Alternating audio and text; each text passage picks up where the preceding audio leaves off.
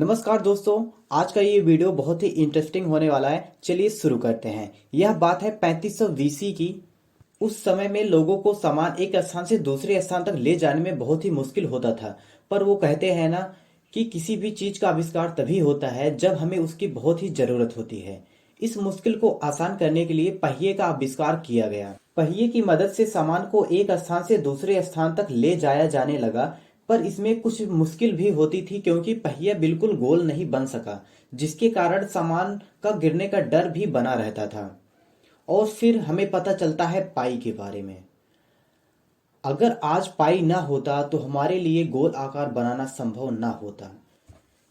गोल आकार बनाते बनाते हमें यह बात पता चला कि हमारा गोल आकार तभी बन सकता है जब हमारे सर्कल यानी कि वृत्त जो होता है उसका सरकमफ्रेंस यानी कि परिधि और डायमीटर यानी कि उसका व्यास का अनुपात एक फिक्स वैल्यू हो। ठीक है, एक फिक्स वैल्यू हो।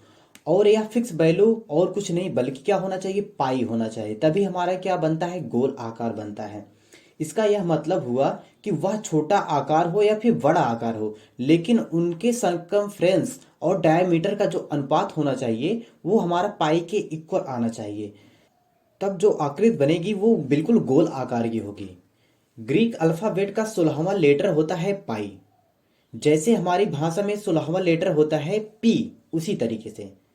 पर सोचने वाली बात यह है कि ग्रीक अल्फाबेट में 24 लेटर होते हैं। कितने लेटर? 24 लेटर होते हैं। उनमें से हमने पाई को ही क्यों उठाया? हम कोई और भी लेटर चुन सकते थे, लेकिन हमने पाई को ही क्यों चुना? चलिए इसका कारण भी देख लेते हैं। यदि आप ग्रीक भाषा के पेरीमीटर या फिर सरकमफ्रेंस को लिखने की कोशिश करेंगे तो आप देखेंगे किसकी शुरुआत पाई से होती है। इसी वजह से पाई को चुना गया। यानी एक बात तो साफ है कि पाई का संबंध गोल आकार से है।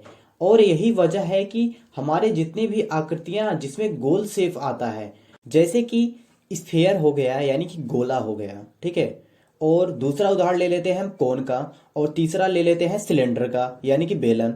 इन सबके फार्मूले में अगर आप देखेंगे ध्यान से तो आपको पाई का यूज जरूर आपको यहाँ पर मिलेगा। कुछ आकृतियां जैसे क्यूब, क्यूबाइड, जिनमें गोल शेप होता ही नहीं है, उनके फार्मूले में पाई का यूज होता नहीं है। हम सभी ने बचपन से लेकर आज तक यही पढ़ा है कि पाई की वैल्यू होती है 20/7 या फिर 3.14। पर दोस्तों यह हमने गलत पढ़ा है, क्योंकि पाई की एक्चुअल वैल्यू कोई नहीं बता पाया है। इसका कारण यह है कि पाई एक इरेशनल नंबर है। यानी पाई की वैल्यू बिना रिपीट होते हुए आगे बढ़ती रहती है। पाई की वैल्यू कभी भी रिपीट नहीं होती है। दुनिया के कई वैज्ञानिकों ने अपनी पूरी जिंदगी लगा दी कि पाई की एक्चुअल वैल्यू क्या होती है। उन्होंने यह खोजने की बहुत ही कोशिश की कि पाई किस नंबर के बाद अपनी वैल्यूज को रिपीट करता है, पर ऐसा कभी भी हुआ ही नहीं। उन्होंने कोशिश तो बहुत की पर वे कामयाब नहीं रहे।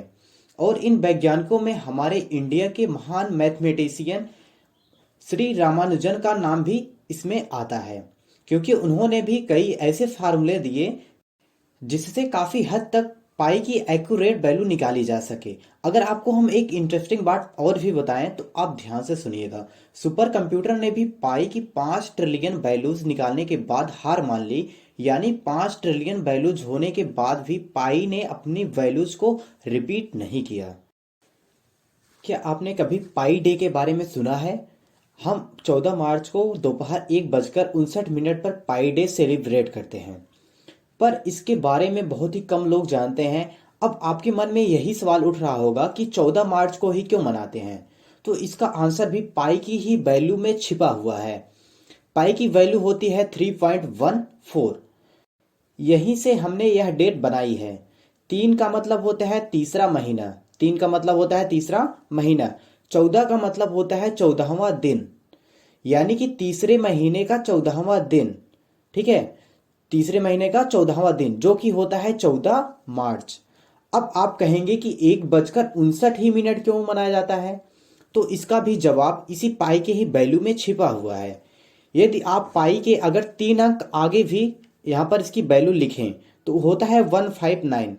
तो हमने यही से उठाया है।